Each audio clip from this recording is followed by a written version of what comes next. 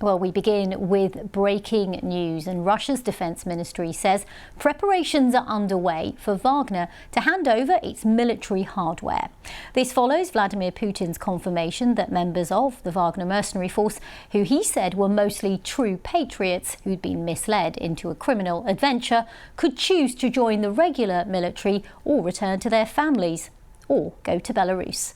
At the same time, it was announced that the FSB was dropping all criminal charges against those who participated in the weekend's mutiny, who had been facing prosecution for armed insurrection.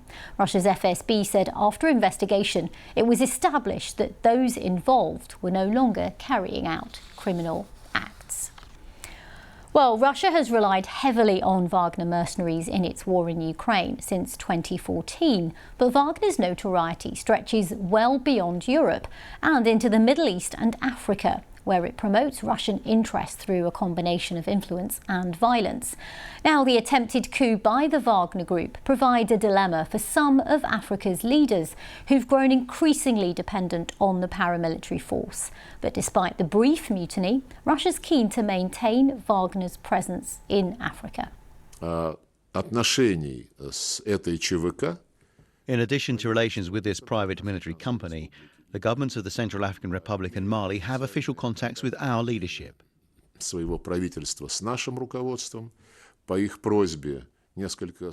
their request, several hundred soldiers are working in the Central African Republic as instructors, and this work will continue. Well, Beverly Ochieng of BBC Monitoring is in Nairobi, and she's been following the Wagner Group activities since they first arrived in Africa 6 years ago during civil unrest in the Central African Republic. It's very good to have you with us. How reliant are parts of Africa on the work of the Wagner mercenaries?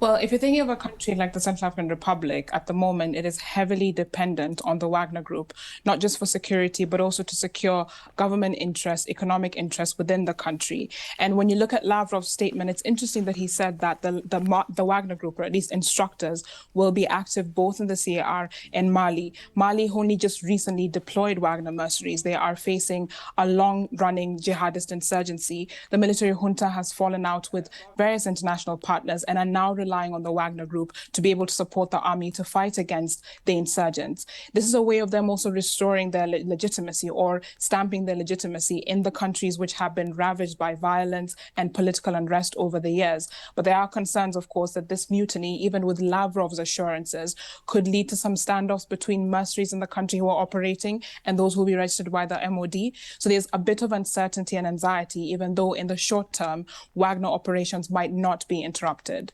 And what sort of reaction have we been getting from some of the countries you mentioned, the CAR, for example, following the events of the weekend? So in the CAR, there wasn't much reaction, either official or media reaction, but of course it was a watch and wait.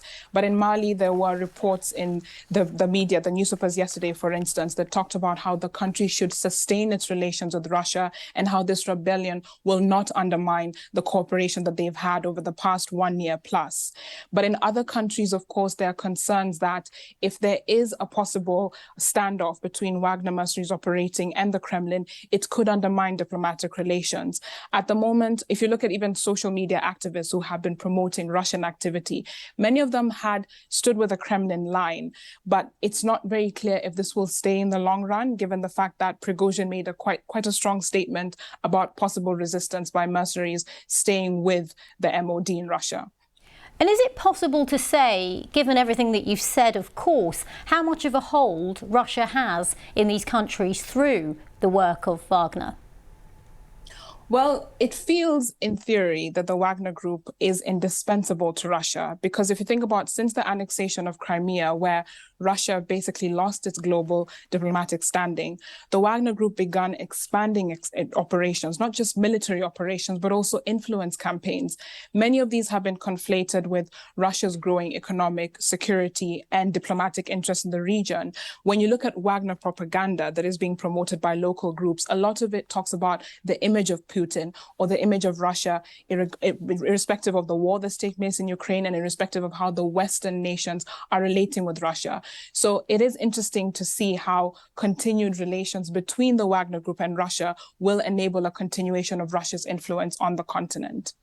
Beverly Ochieng from BBC Monitoring, thank you very much for giving that perspective from Nairobi.